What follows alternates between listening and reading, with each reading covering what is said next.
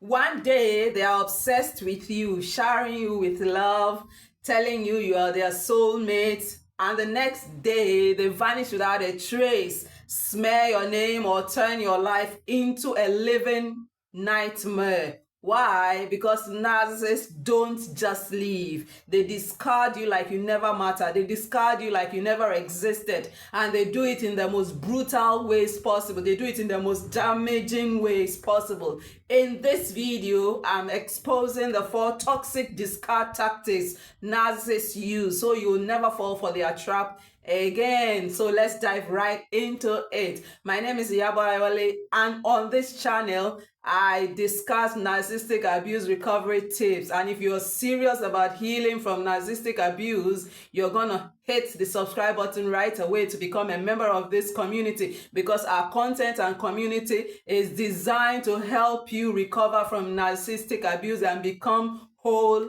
again. And so let's dive right into it. So there is what we call the sudden discard. That is the ghosting and vanishing act. So we are talking about 4 toxic ways that narcissists end relationships. And so there is what we call the sudden discard, which involves the ghosting and vanishing act. And it's one of the most painful ways a narcissist ends a relationship, by just disappearing without any warning. So how does it happen usually?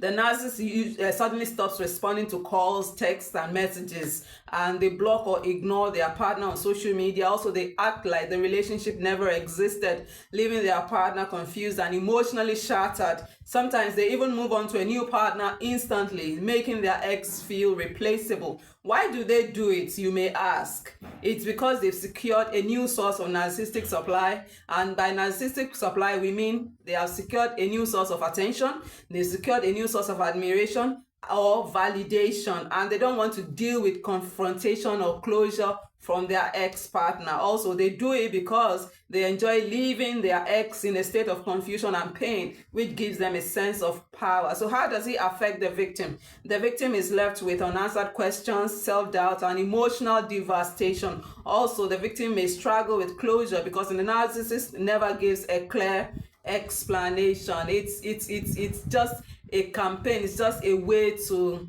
grab power, show power in another form for the narcissist. And so if it happens to you, suck it up and move on with your life. I know it's painful, but that is the best thing you can do for yourself in that kind of situation. Also, the second way that a narcissist ends a relationship is through what we call the smear campaign. And the smear campaign involves ruining your reputation before they leave. And so before ending the relationship, a narcissist often works behind the scenes to destroy their partner's reputation. How does it happen? They spread false rumors or twisted half-truths about their partner to friends, family, and co-workers. They also play the victim, make it seem like their partner was the abuser. Also, they try to isolate their partner by turning mutual friends against them. And in extreme cases, they may fabricate evidence or false accusations to damage their partner's credibility. So why do they do it? To shift blame and accountability. You and I know that the narcissist never takes responsibility, and so they want to shift blame and avoid accountability and responsibility. Also, they want to protect their image and ensure they still receive sympathy and support. They are always having pity parties, and so they want to protect their image. Secondly, they do it because they want to make their partner look crazy, in quotes, or toxic, in quotes, in case they try to expose the narcissist behavior. And so they want you to look crazy or toxic, in quotes, in case you want to expose the narcissist behavior. And so they do it for those purposes. Now, how does it affect the victim? The victim feels betrayed, isolated, and helpless. It's not a place to be in. You feel rejected, you feel abandoned, and secondly, your social circle may shrink as people believe the narcissist lies, because the narcissist will make it seem as if it's true. And then people will believe them. People who don't know any better will believe them. Also, the victim may suffer emotional distress, anxiety, and even reputational damage. Now, the third way that a narcissist breaks up is what we call the explosive breakup. And that involves public humiliation and drama. And so some narcissists prefer a dramatic exit where they humiliate their partner before leaving. How does it happen? They provoke a huge argument and blame their partner for everything. Also, they call their partner names, insult them, or even humiliate them in public. public. Also, they might suddenly break up in front of friends or post about it on social media, and in some cases, they destroy their partner's belongings or sabotage their career and personal life before leaving. It's not a place to be in, I tell you. And I know it can be painful. But if you are going through any such thing like this, I want you to know there is hope. Keep watching this video. Your story has not ended. Now, why do they do it? They do it to feel powerful and in control. For the narcissist, it's all a game. It's a game of power, a game of control. And so they want to feel powerful and in control, and that's why they do that, humiliate you in public. And also they do it to create a scene that reinforces their victim narrative. Don't forget that I always say they like to hold pity parties, and it's part of their reasons for wanting to make you feel like you are the one that is abusing them. So they want to fuel their victim narrative. Also, they do it to break their partner emotionally so they won't fight back or expose them. So how does it affect the victim? The victim feels emotionally and psychologically shattered. It's not a place to be in, like I said. It's crazy, it's painful, it's damaging to the psyche. No. The victim feels emotionally and psychologically shattered and may experience PTSD-like symptoms from the intense emotional abuse. Imagine being humiliated in front of everybody. It is not a place to be in. Also, this victim may struggle to rebuild their confidence after being publicly humiliated. And the fourth way that a narcissist discards a relationship is what we call the gradual devaluation and forced discard. The gradual devaluation and forced discard, which is making you leave first. Instead of him or her leaving, he will make you leave first. And so instead of leaving outright, some narcissists manipulate their partner into breaking up with them. So how does it happen? They start withdrawing affection, love bombing less, and showing emotional coldness. So if they used to call you 10 times a day, they will reduce it, so the love bombing will go down.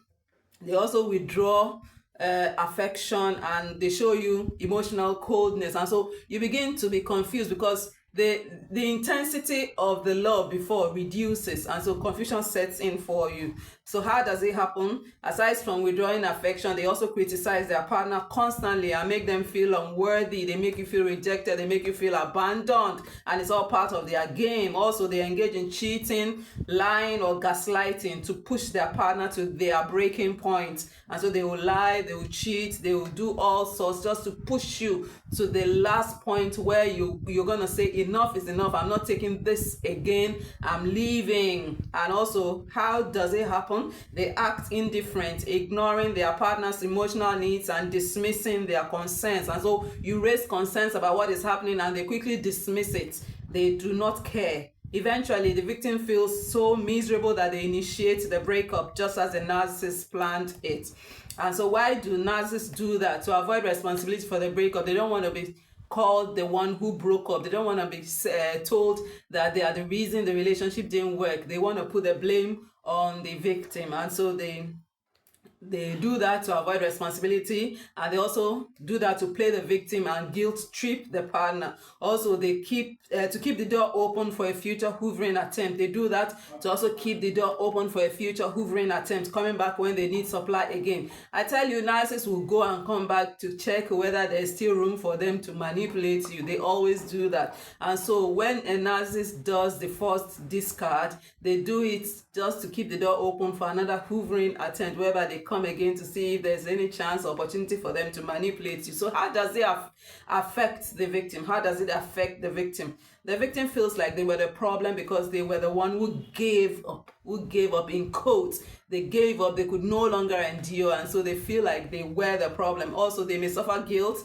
wondering if they could have fixed the relationship. You know, the guilt reigns with them, the guilt lives with them. They feel they could have fixed it, but I tell you, you cannot fix a relationship with a narcissist. It will continue to get worse and worse and worse. Okay, the narcissist also might come back later to manipulate them again. That is the hoovering attempt, the hoovering tactic. And so it affects the victim because the narcissist might come back later to manipulate them again, which is the hoovering attempt. Because they are in a state of guilt, they are in a state of shame, there is that propensity that a narcissist might come back to attack them again, manipulate them again through the hoovering tactic. Now, how do you protect yourself in such a situation? Now, if you are dealing with a narcissist, it's important to recognize these toxic discard tactics and protect yourself emotionally. So how do you do that?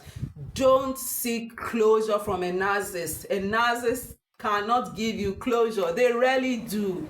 And so don't seek closure from a narcissist. Also, block and go no contact to prevent hoovering and further manipulation. Block and go no contact. A word to the wise is enough. It's only in cases where you cannot go no contact that we advise that you go low contact or limit contact. But if you can go totally no contact, please go ahead and do that. Block. Also, reach out to supportive people who know the truth about the relationship. Leave the ones who believe the lies of the narcissist. Just go to the ones who know the truth about the relationship for support. Also, seek out support from God.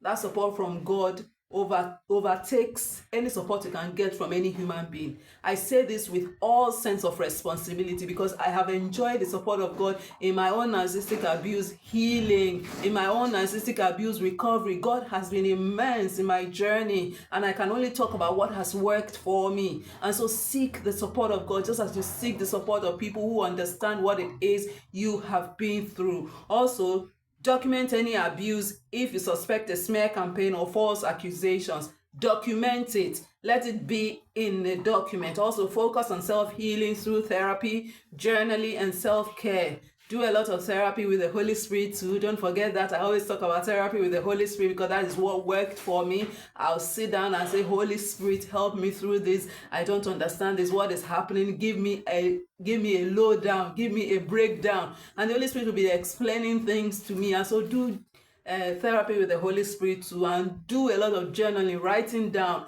It helps a lot. I did that a lot. I still do journaling, but not as intense as I used to, but I still do journaling, and I'm going to commit to it a lot because it helps. Also, commit to self-care. Self-care means be kind to yourself, eat healthy, drink lots of water, sleep well, hang out in nature, hang out with people who love and support you. Now, let me end by saying that narcissistic breakups are designed to leave the victim feeling broken and powerless, but knowledge is power. Now, recognizing these patterns helps you take back control and heal from the experience. So what struck you the most in this video? Do let me know in the comments, and also hit the subscribe button if you are not yet subscribed, because I tell you there are loads of videos coming your way on the subject of narcissistic abuse recovery, because I have lived narcissistic abuse and have gotten out, and I've got a story to tell, and I've got tips to share that will help you too as you fight your way through narcissistic abuse and emotional trauma. And so hit the subscribe button to become a member of this community where we support you and also hold your hands through the pain. Also, share this video with a friend. Like this video so that YouTube can show you similar content from our channel. Thank you for watching, and see you in my next video.